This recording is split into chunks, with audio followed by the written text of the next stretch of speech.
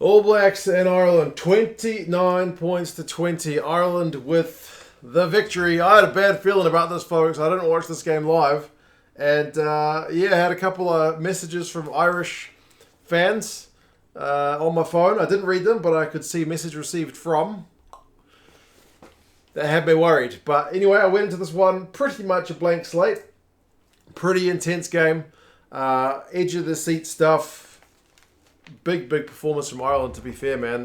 You have to be pretty chuffed if you're an Irish fan.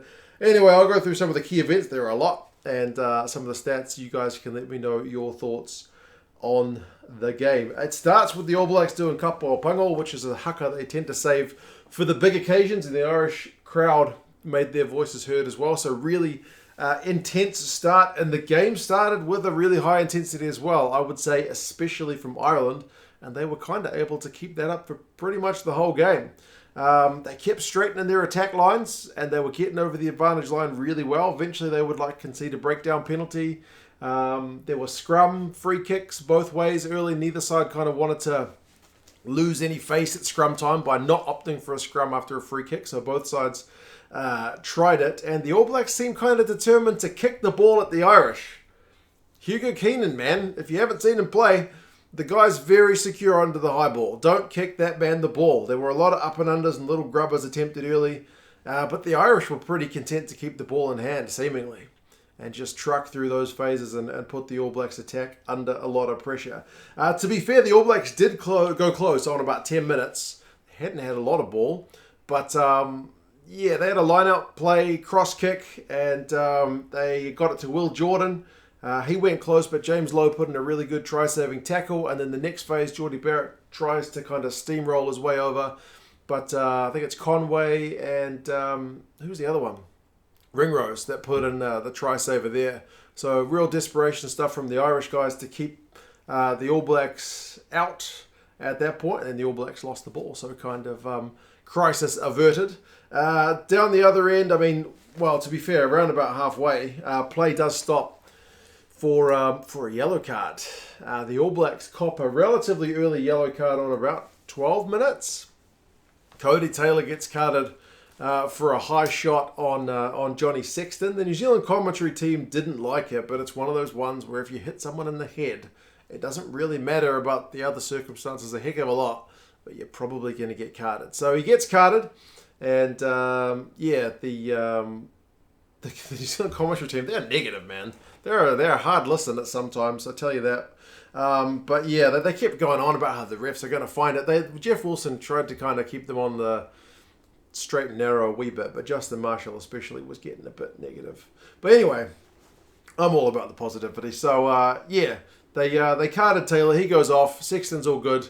And play goes on. Ireland go for touch. They maul it. They get some advantage. The forwards truck it up. They are being held, so eventually when they get advantage, they flick it out to the back, and that man, former New Zealand rugby player, former chief, guy who I saw down at College Rifles ground playing club rugby, well not playing club rugby, he was injured, but on the sideline, James Lowe goes over for a try, and first try of the game goes to Ireland. So, they score pretty much immediately after the yellow card, which is what you want if you're the team that's got the man advantage, and they sure make the man advantage count. They missed the conversion, so it's 5 points to nil. But frustratingly for Ireland, they muck up the restart and concede a pretty soft penalty, so New Zealand are able to knock one over with the man down, which eats about a minute of the clock and then allows New Zealand to get back within 2. So the yellow card period finishes 5 points to 3. I will say New Zealand also mucked up the resulting restart as well. It's such a key area of the game. It's a real let-off to other teams if you just can't secure that restart ball, right? So, both sides kind of a little bit guilty of that. Bodie, unfortunately, around about that time, also goes off for an HIA. He has a collision, I think it was with Conway. He has to go off. He fails his HIA. He does not come back on, so Moonga has to fill in for Bodie, which, as I said, is kind of unfortunate. 22 minutes, Will Jordan got held up in a tackle, and it kind of turned into a maul, which turned into an Irish feed to a scrum, which is something the Irish defenders had been targeting, I think, partly throughout the game. It had been like the second or third time they'd attempted it in how many minutes? 20. And one of the first times the ref hadn't kind of deemed it a tackle because they managed to keep his knees off the ground. And yeah, that scrum led to a penalty. That penalty led to them finding touch. That touch led to a maul. The maul led to some phases. And the All Blacks spent the next how many minutes on their own line. It was quite unbelievable. They got a penalty.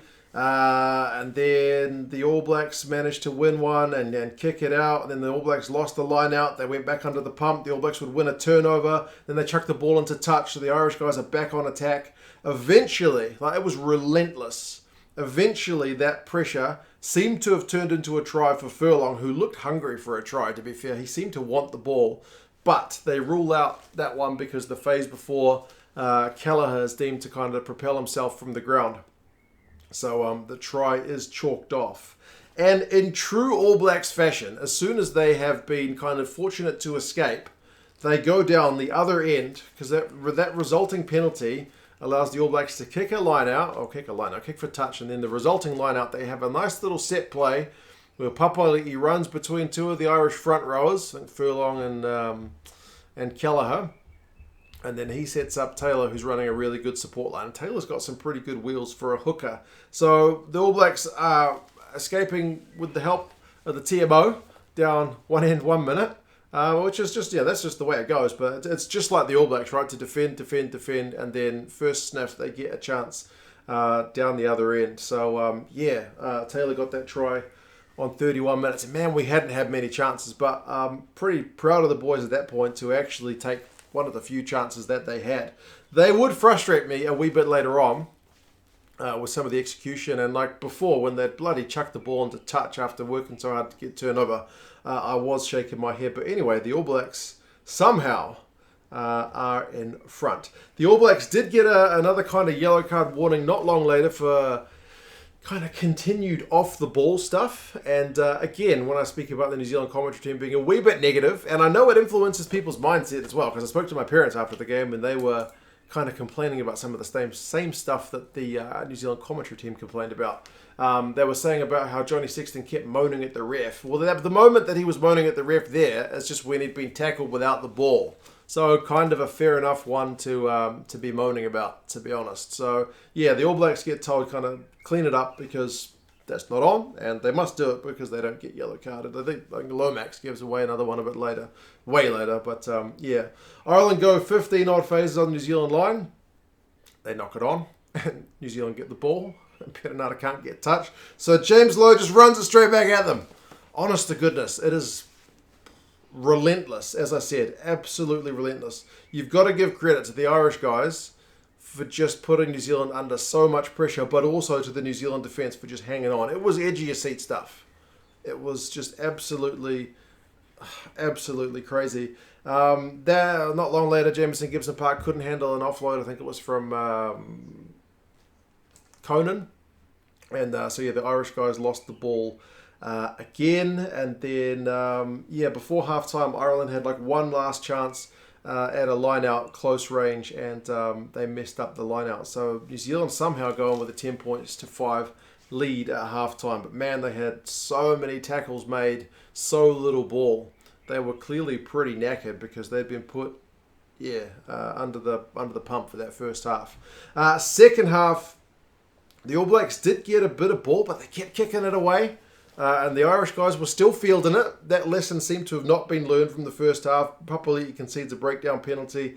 And that one leads to your man Kelleher finally getting over the line. He was kind of half denied earlier when Furlong's try got chalked off. That one is a proper piece of work from him.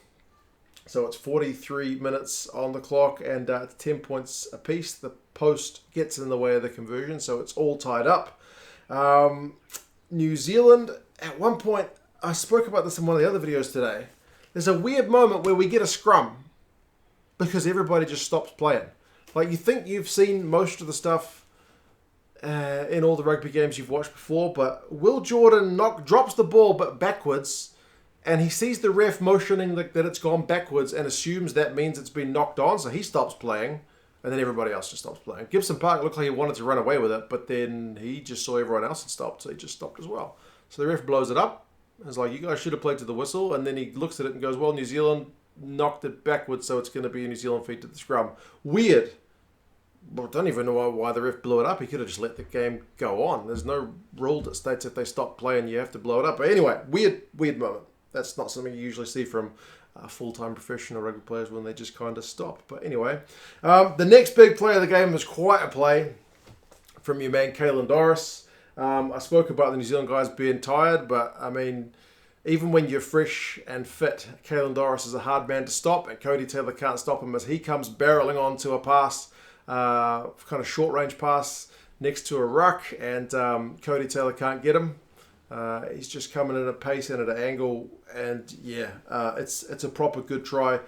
Great run, 17-10, they were in front. New Zealand not doing themselves any favours. 52 minutes, Perenata's pass hits Laulala like on the shoulder. So Ringrose pounces on it. Gibson Park gets the next phase and just kicks a 50-22. Like, it's a proper punishment for those mistakes. Ireland end up with a penalty to make it 20 points to 10. So nice 10-point lead. They have a very, very long TMO look at a potential, is it carried back over the line when there's a kick through Gibson Park, and Reese are trying to look at whether it just takes way too long. So it ends up being a 5-metre scrum to Ireland basically, but it was just a very, very, very long look. But yeah, the next bit of play is actually, at last, a proper bit of All Blacks magic. After seeing them throw rubbish passes and make rubbish kicks, admittedly under a heap of pressure, which causes you to make rubbish passes and rubbish kicks, like your man Josh Van der Fleer. He's a nuisance. He causes people to make mistakes. He's very high energy. The All Blacks get a bit of magic just after the hour, man. They get wide ball. I think it was Havili with a nice pass, and Havili made a couple of mistakes later on, but he did have a nice hand in this wide ball. Will Jordan puts a little chip. Rico Ioane regathers it, and he gets it back to Will Jordan, who goes over for a try. He's got a hell of a try-scoring record, that guy. They checked the pass. They checked a lot of stuff in this game. But yeah, that's back to game on. 17 for the All Blacks, 20 for Ireland. New Zealand, though, they lose the restart. Just as I'm thinking they're going to get back into this, that nagging suspicion that the All Blacks may not be going to have a good day at the office is rearing its ugly head again. And then they concede another penalty for off-the-ball stuff. Like I mentioned, this time it is Lomax. So it's 23-17. Akira Ioane looks to have gone over for a try. But no, that one's chalked off for a forward pass. Some of the angles looked okay, but there's a kind of one angle that looked forward out of the hand. So they go back for an advantage, and it's 23-20 because the All Blacks take the kick, which is maybe in hindsight a bit of a let-off. Maybe the All Blacks needed to turn the screws because they had so few chances down the Irish end. But anyway, they don't. They take the 3. So, yeah, that gets them within 3. But when the All Blacks are like threatening to break out, when you've got Savia who gets it to Havili, who gets it to Rico Ioane, and it looks like there's more men outside, all they need to do is just keep passing it wide. James Lowe, he puts in a tackle which wraps Rico up round his arm so he can't free the ball, and then Peter Omani gets over the ball to make a turnover. And then Carberry, I didn't know had that kind of legs in him, slots a penalty from 50 metres. So there's that 3 points that the All Blacks just kicked back away from them. So it's back to 6 points. Havili, before full time, kicks the ball to Keenan, which is probably not a great idea, but Rico, I always write Reeks in my notes. Rico put in a nice saver on him, but there was nothing doing for the All Blacks because Tyg Byrne, who's a master at the breakdown, won a penalty pretty much right out in front with a minute and a half to go. They slotted at Ireland, so it's 29 points to 20. I should have mentioned Sexton went off earlier with an HIA of his own, but Carberry slotted in pretty well. So very, very intense game as a Kiwi, and I try to call it down the middle, man, but I'm pretty frustrated with the All Blacks' lack of skills, seemingly, and ability to execute. Seemingly the game plan didn't pay off, especially the kicks. Either just too deep and unopposed, or guys not chasing, or sometimes Gibson Park was being given free box kicks with nobody closing him down. Keenan, man, don't kick that guy the ball because I think he missed one. He's very, very secure under the high ball. As I mentioned, guys like Josh Van der Fleer making the All Blacks guys miserable, putting them under pressure. It just makes guys make mistakes under pressure, eh? So, hell of an effort from Ireland, man. The intensity was phenomenal, and it was for 80 minutes. Run meters 463 to 328. That's actually not bad for New Zealand, seeing as we had 39% possession and 33% territory. But what is concerning, like the turnovers conceded, you would assume a team which has got 61% possession, which is not quite double, but it's a lot more than the opposition, would turn over the ball more, right? Because if you've got more ball, you've got more chances to turn over the ball, but it's pretty much even. The turnovers conceded is 13 to 12, so that kind of speaks to the All Blacks' lack of execution at times. Time in opposition 22, 7 minutes and 59 seconds for Ireland, a minute 55 for the All Blacks. So the All Blacks are pretty good at getting points when they got down there, but man, they didn't get down there very often. Tackles, the All Blacks had to make 224 to 96. Man, you're not going to get a result that way. I mean, they got close, but damn, that's relentless. I think it's the third time I've used that word because it's the most fitting. Defenders beaten 23-19 is actually to New Zealand. Clean break 6-3 to New Zealand, but yeah, the Irish game is not necessarily... it was last week with the offload game because offloads is 2-9 in favour of the Kiwis. Like last week, Ireland were offloading like mad with Japan, but this was just absolutely relentless, consistent pressure. And yeah, they'll break you down eventually. The All Blacks got out of jail numerous times, but you're never going to get out of jail every time. James Lowe, 56 run meters, 4 defenders beaten. Like I mentioned, a couple of good reads on defence, which is good because that's the one area of his game he gets criticised. Kelleher, he was phenomenal. 40 run meters, beats 2 defenders. Doris, 58 run meters, 2 defenders beaten. Top tackler for Ireland as well with 12 from 13. Pretty good shift. Will Jordan, the most dangerous, 50 run meters with 3 clean breaks. Papali'i for the All Blacks makes 28 out of 29 tackles. The next best tackler in the game has 19. So the guy put in a proper shift. They will be pretty exhausted. But yeah, I've gone on for almost 17 minutes. That's a long time. So I will call it quits here, folks. It was intense. Congratulations to Ireland. I'm still pretty frustrated with the All Blacks, but you have to admire when a team just comes at you like that and just gives you a beat down. So there you go. Ireland have got Argentina next week. That will be an interesting one. Argentina had a decent result earlier, spoiler alert. And yeah, New Zealand will play France, who are going to get underway tomorrow against Georgia. But anyway, you guys let me know your thoughts, and I will talk to you again soon. See you later.